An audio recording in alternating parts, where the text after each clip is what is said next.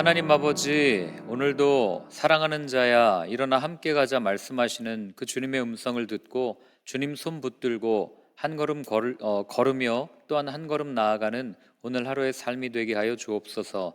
예수님의 이름으로 기도드립니다. 아멘. 오늘 말씀은 요한계시록 7장 9절부터 17절까지 말씀입니다. 요한계시록 7장 9절부터 17절까지 같이 한번 읽겠습니다.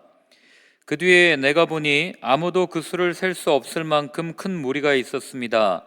그들은 모든 민족과 종족과 백성과 언어에서 나온 사람들인데 흰 두루마기를 입고 종려나무 가지를 손에 들고 보좌 앞과 어린 양 앞에 서 있었습니다. 그들은 큰 소리로 구원은 보좌에 앉아 계신 우리 하나님과 어린 양의 것입니다 하고 외쳤습니다.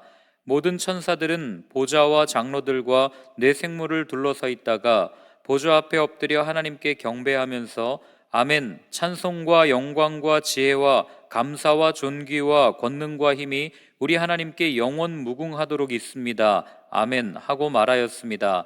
그때 장로들 가운데 하나가 흰 두루마기를 입은 이 사람들은 누구이며 또 어디에서 왔습니까? 하고 나에게 물었습니다.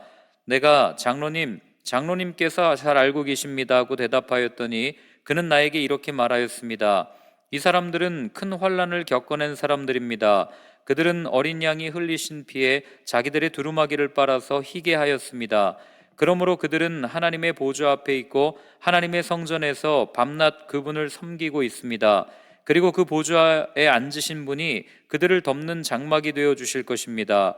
그들은 다시는 줄이지 않고 목마르지도 않고 해나 그 밖에 어떤 열도 그들 위에 괴롭게 내려쬐지 않을 것입니다.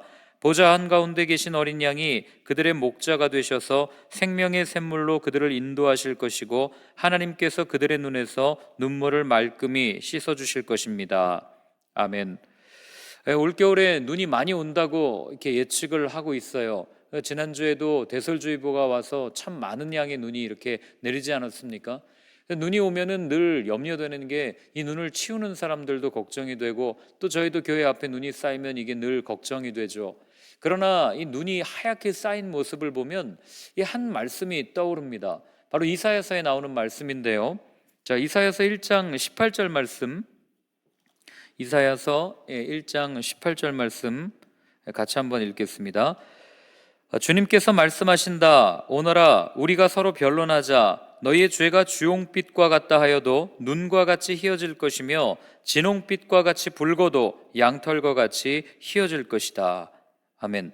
자, 주님께서 이사야에게 주신 약속의 말씀이에요. 주님 앞에 회개하고 주님 앞에 돌아오면 우리의 죄가 주홍빛과 같다 하여도 그렇게 시뻘겋게 붉은 죄라고 할지라도 흰 눈보다도 흰 양털보다도 더 희게 만들어 주시겠다는 바로 그 주님의 말씀, 용서해 주시겠다는 말씀이죠.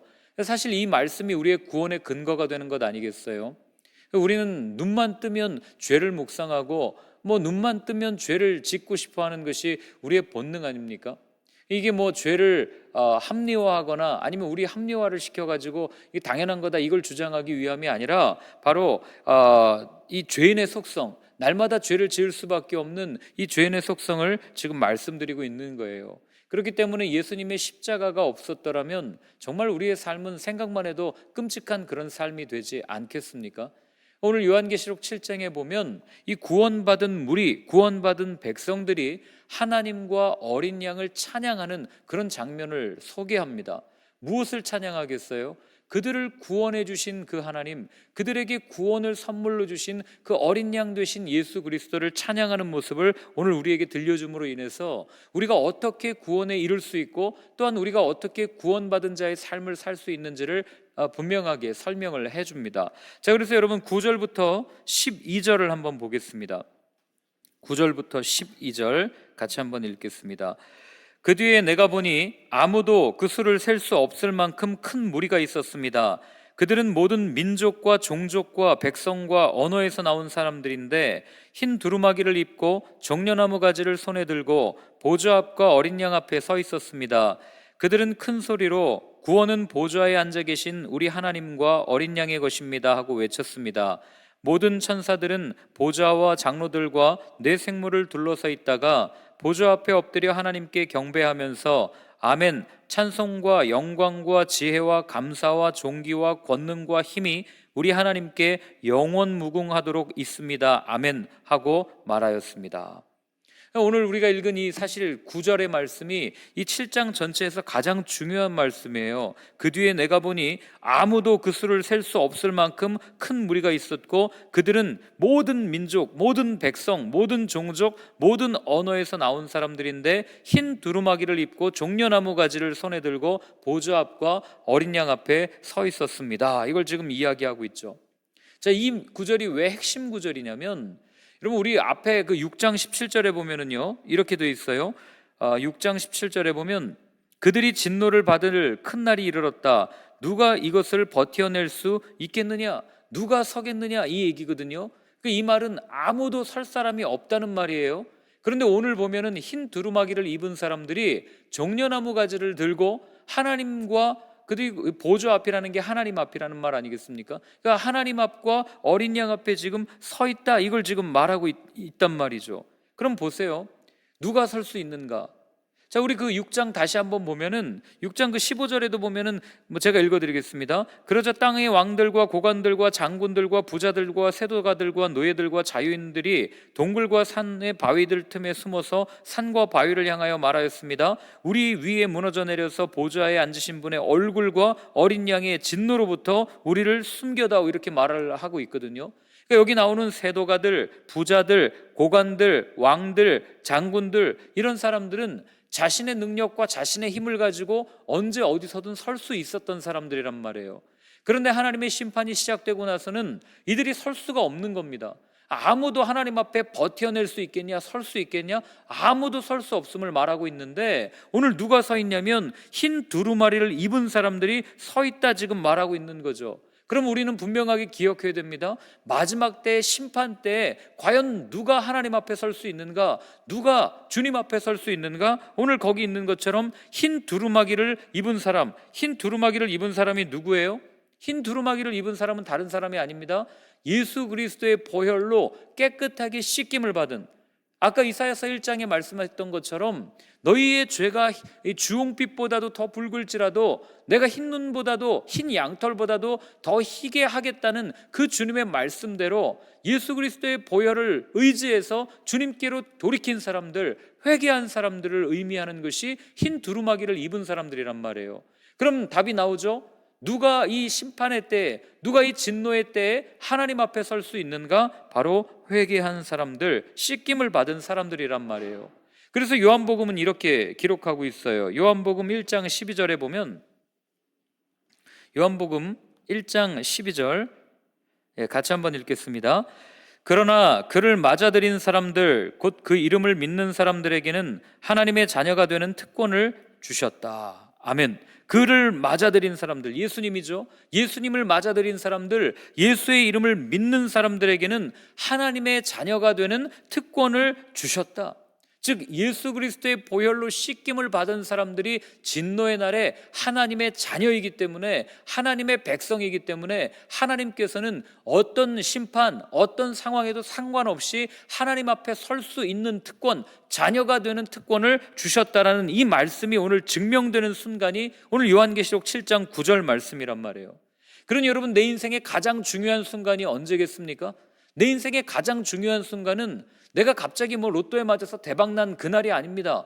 내가 무언가를, 내가 이루고 싶어하는 것들을 이룬 날이 내 인생의 가장 중요한 날이 아니라, 내 인생의 가장 중요한 날은 내가 심판 때에도 그 보좌와 어린 양 앞에 설 수 있도록 그 능력을 내게 주신, 그 힘을 주신 예수님을 만난 그날, 바로 그날이 우리 인생에 있어서 가장 중요한 순간이요, 가장 중요한 날이라는 거죠.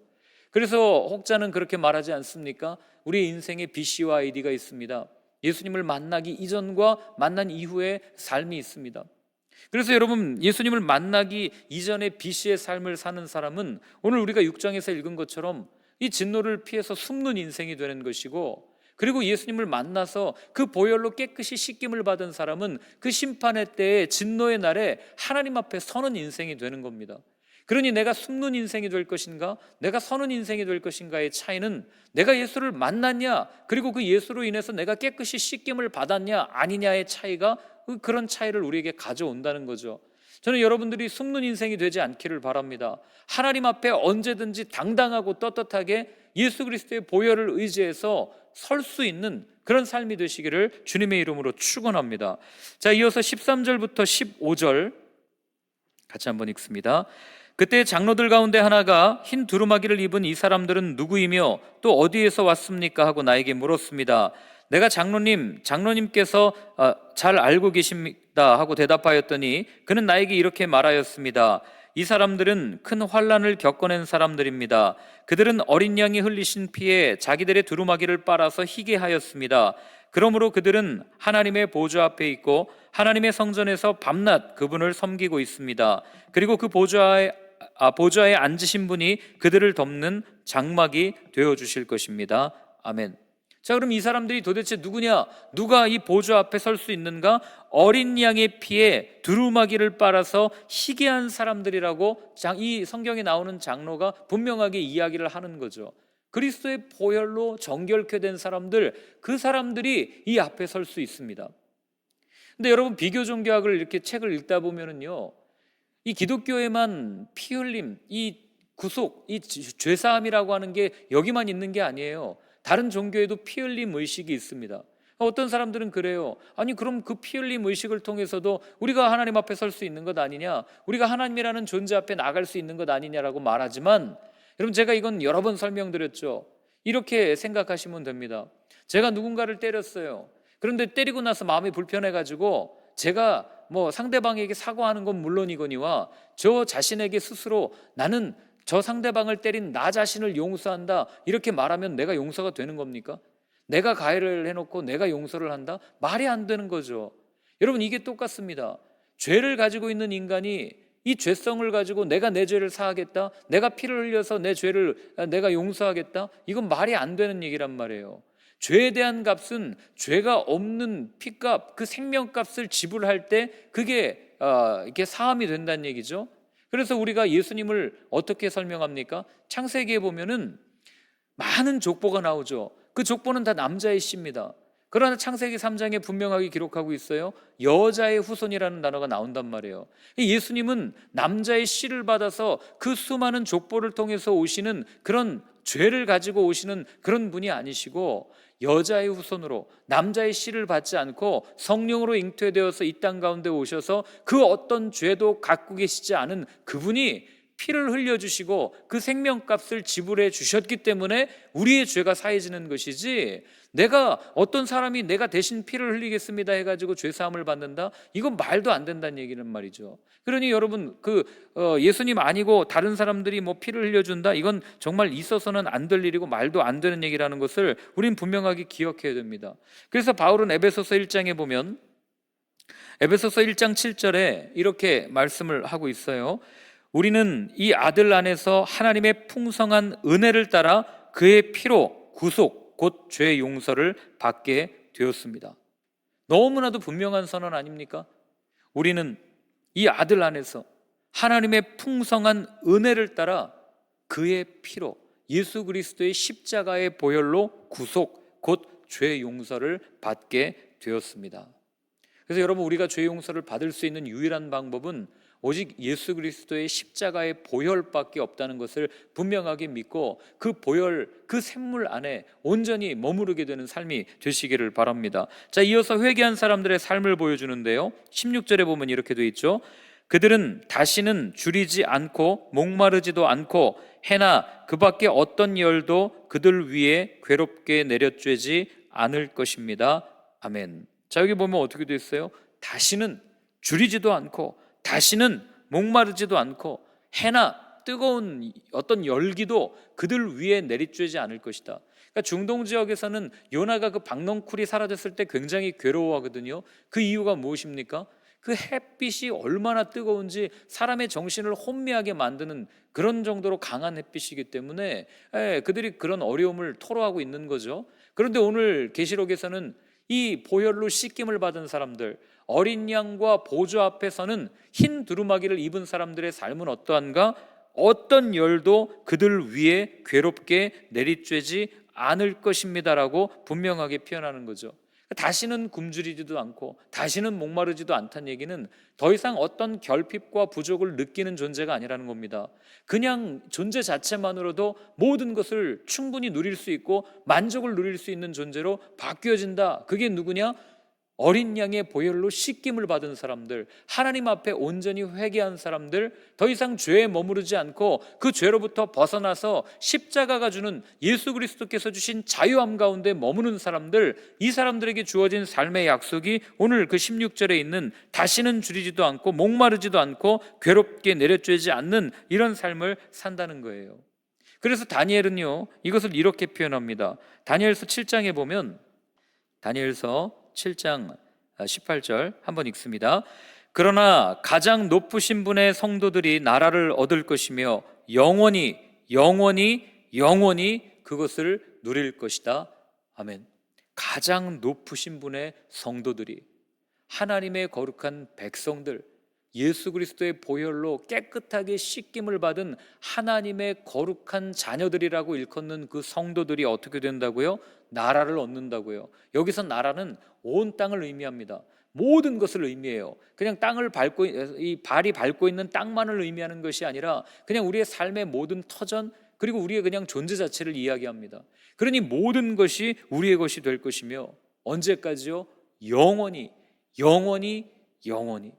성경에서 3번 반복한다는 얘기는 완전수거든요. 그러니까 완전히 영원토록 그 나라를 누리는 그런 자녀들이 될 것이다. 이게 다니엘서의 표현이고, 계시록의 표현대로라면 어떻게 된다고요? 다시는 줄이지 않고 목마르지 않고 해나 그 밖에 어떤 열도 그들 위에 괴롭게 내려쬐지 않을 것입니다. 이 은혜가 우리에게 주어진 약속이란 말입니다. 자, 그리고 17절 한번 볼까요? 보좌 한가운데 계신 어린 양이 그들의 목자가 되셔서 생명의 샘물로 그들을 인도하실 것이고 하나님께서 그들의 눈에서 눈물을 말끔히 씻어 주실 것입니다. 아멘. 여러분, 사실 17절 말씀은 읽기만 해도 은혜가 되는 것 아니겠어요? 하나님께서 어떻게 하신다고요? 그들의 눈에서 눈물을 말끔히 씻어 주실 것입니다. 그 눈물은 무엇입니까? 언제 흘리는 눈물이에요? 이들이 지금 박해 가운데 있잖아요. 고난 가운데 있잖아요. 믿음의 여정을 걸어가는 그 과정 가운데 흘렸던 눈물들, 그 아픔들, 그 슬픔들, 그 쓰라림들, 이 모든 것들을 주님께서 닦아주신다는 얘기는 치유하시고 회복시켜 주셔서 더 이상 어떤 것에도 모자람이 없고 더 이상 어떤 것에도 눌림이 없는 그런 온전한 상태로 만들어 주시겠다. 마치 에덴 동산에 하나님께서 처음 만드셨던 아담과 하와가 하나님 안에서 온전한 자유를 누렸던 것과 같은 모습으로 회복시켜 주시겠다는 그런 약속이란 말이에요. 여러분, 이 장면 이렇게 한번 생각해 보세요. 아이가 부모와 함께 놀이동산에 갔습니다. 그런데 너무 신이 난 나머지 어린아이가 엄마 아빠를 잊어버렸어요. 어쩔 줄 몰라서 계속 울고 있습니다. 그랬더니 어떤 아저씨가 와가지고 길을 잃은 걸 보고 그 아저씨가 이 아이를 데리고 미아보호소에 간 거예요. 그래서 미아보호소에서 방송을 해가지고 어렵사리 부모를 찾고 그 부모가 아이를 찾으러 왔습니다. 그럼 그 아이가요, 부모를 보자마자 하는 반응이 뭐겠어요? 뭐 조금 큰 아이들이야 뭐 어떻게든 그냥 엄마 아빠 이러고 이렇게 하겠지만, 정말 두려움에 떤 아이일수록 엄마 아빠를 보면 으앙하고 우는 것 아니겠어요? 예? 그 눈물을 흘린단 말이에요. 그때 부모님은 가서 그 아이를 꼭 안아주면서 눈물을 닦아주면서 괜찮아, 여기 아빠 있어, 여기 엄마 있어, 이렇게 하면서 아이를 다독여주지 않겠어요? 오늘 그 장면을 생각하시면 된단 말이에요. 두려워가지고 어쩔 줄 모르고 박해와 고난 가운데 정말 이렇게 몸부림치면서 정말 뭐 어디에도 토로할 수 없을 그런 어려움을 겪었던 그들 가운데 주님께서 오셔서 그들을 안아주시고 눈물을 닦아주시는 그런 모습을 우리가 그려낼 수 있는 거죠. 그러면 생각해 봐야 될 게, 아이가 어떻게 부모를 찾았습니까? 아이가 어떻게 부모를 만날 수 있었어요? 그 아이를 보고, 아이가 길을 잃었다는 것, 부모를 잊어버렸다는 것을 보고 그 아이를 미아보호소로 데려온 아주 착한 아저씨 때문에 이 아이가 부모를 만나게 된 것 아니겠습니까? 여러분, 이게 예수님이에요. 뭐 예수님을 아저씨라고 비유해서 좀 그렇긴 하지만 예수님께서 말씀하시거든요. 내가 곧 길이요 진리요 생명이니 나로 말미암지 않고는 아버지께로 올 사람이 아무도 없다. 그리고 또 말씀하시죠. 나는 선한 목자라. 목자가 뭐 하는 겁니까? 양들을 끌고 푸른 풀밭 좋은 곳으로 계속해서 이동하면서 좋은 곳으로 인도하는 사람이 목자 아닙니까? 예수님이 말씀하시는 거예요. 나는 선한 목자다. 내가 길이다. 내가 진리다. 내가 생명이다. 나를 거쳐야만 아버지께로 갈 수 있다. 길을 잃은 그 아이의 손을 붙들고 이 부모를 찾아주는 그 아저씨 같은 그 예수님의 모습이 바로 이런 데서 드러나는 것 아니겠습니까? 그래서 예수님 외에 다른 목자가 있다고 하는 것은 거짓말이에요. 예수님 외에는 누구도 목자가 될 수 없습니다. 그리고 또한 예수님 외에 다른 길이 있다는 것도 말도 안 되는 그런 이야기라는 거죠. 그래서 우리가 이걸 분명하게 믿고 그분이 오직 나를 하나님께로 인도하실 수 있는, 내 눈물을 닦아주실 수 있는, 아버지 앞으로 인도하실 수 있는 유일한 분은 오직 예수님이십니다라고 고백하면서 그분 앞에 예배를 드리는 삶, 이게 그리스도인이 걸어가야 할 삶의 모습이란 말입니다. 자, 그럼 오늘 말씀을 정리하겠습니다. 누가 하나님 앞에 설 수 있습니까? 아까 말씀드렸죠. 흰 눈보다도 더 희게 그리스도의 보혈로 깨끗이 씻김을 받은 정결한 사람들, 회개한 사람들만이 심판의 때에 하나님 앞에 서서 그 보좌 앞에서 하나님을 찬양하고 어린 양을 찬양하면서 그 심판으로부터 어떤 해도 받지 않고 그렇게 살아갈 수 있음을 오늘 요한이 분명하게 들려줬고요. 그렇기 때문에 심판 앞에서 우리가 숨는 인생이 될 것이냐, 두려워서 벌벌 떠는 인생이 될 것이냐, 아니면 서는 인생이 될 것이냐. 그래서 여러분 에덴 동산도 보세요. 아담이 죄를 짓고 나서 하와와 함께 하나님이 찾으신단 말이죠. 아담아 아담아 너희가 어디 있느냐. 그때 만약에 아담이 정말 주님 앞에서 회개했다면, 회개라는 건 관계가 회복됐다는 것 아닙니까? 관계가 회복되었다면 예, 주님 나 여기 있습니다. 내가 죄를 지어서 이러이러했습니다라고 정직하게 이야기할 수 있었겠지만, 여러분 죄의 속성은요 숨는 거예요. 하나님의 두려움, 그냥 하나님이 두렵게만 느껴지죠. 관계가 회복이 안 되어 있으니까. 하나님이 무섭게만 느껴집니다. 관계가 회복 안 되어 있으니까. 하나님은 내게 늘 심판하시는 분으로만 생각된단 말이에요. 그러나 오늘 요한이 우리에게 분명하게 들려주는 하나님의 모습은 심판자인 동시에 당신의 자녀들에게 있어서는 눈물을 닦아주시는, 우리를 회복시키고 세워주시기 위해서 어쩔 줄 몰라 하시는 아버지의 모습이라는 것을 요한은 분명하게 우리에게 들려주는 거죠. 그러니 오늘 여러분들에게 묻겠습니다. 여러분들은 심판의 때에, 진노의 때에 하나님 앞에 숨는 인생이 되시겠습니까? 아니면 서는 인생이 되시겠습니까?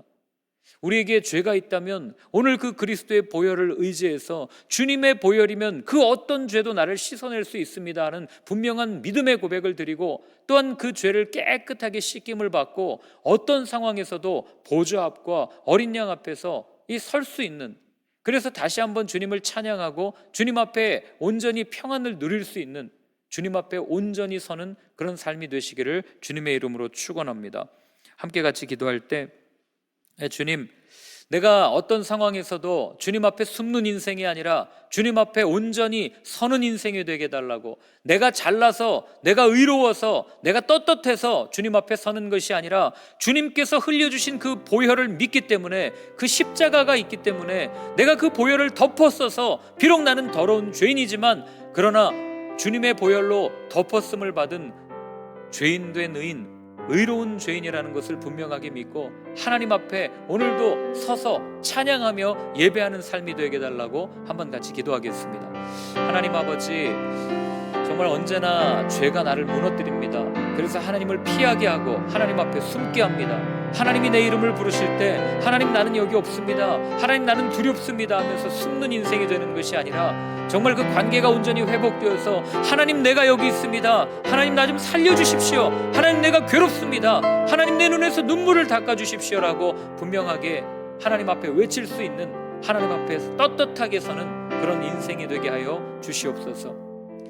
하나님 아버지, 내 힘으로는 주님 앞에 설 수 없음을 분명하게 압니다. 여전히 나 자신을 보면 내세울 것이 하나도 없는 삶이지만, 그러나 주님이 계시기에, 주님이 오늘도 나와 함께 계시기에 그 주님을 의지하여 주님 앞에 서는 삶이 되기를 원합니다. 오늘도 그렇게 주님을 바라며 주님을 구하는 모든 분들 가운데 약속하신 성령님 함께하여 주셔서 주님의 뜻이 내 삶 가운데 온전히 피어나는 것을 보게 하시고, 그로 인하여 영원토록 주님 앞에서 온전히 찬양하며 주님을 따라갈 수 있는 저희 모두의 삶이 되게 하여 주옵소서.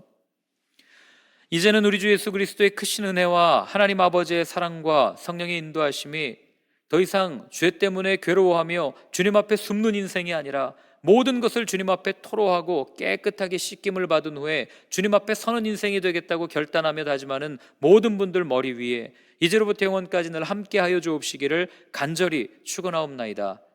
아멘.